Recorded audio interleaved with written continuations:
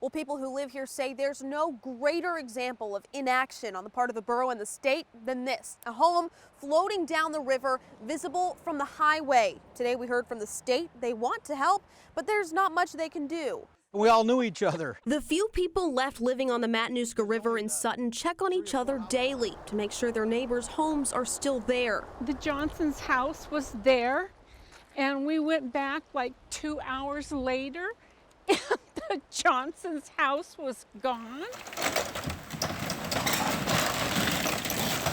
The Johnsons had moved out, but their home is another casualty of this meandering glacial river and its relentless erosion of anything in its path. This is crazy. This isn't supposed to happen. You don't even know if you should fix your house up or not because you won't know if it's going to be there in a month. Mike and Donna Ray Pearson say they've been begging the borough to do something for nearly 2 decades.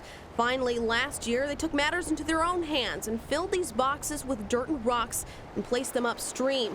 The only reason they think their home is still here. The people that we pay this, huge salaries and huge amount of money to aren't doing their job at all.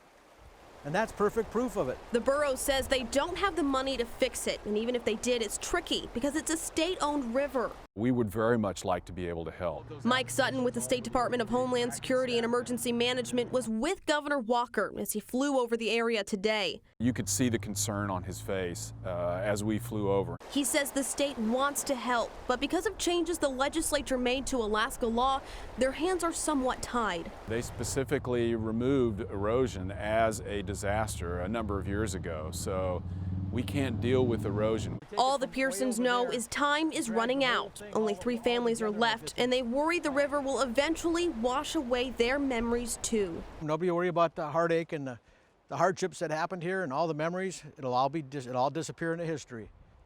That's the sad part. We weren't able to speak with the governor today, but he said in a Facebook post he's continuing to monitor the situation and the state will continue working with the borough. In Sutton, I'm Daniella Rivera, KTVA 11 News.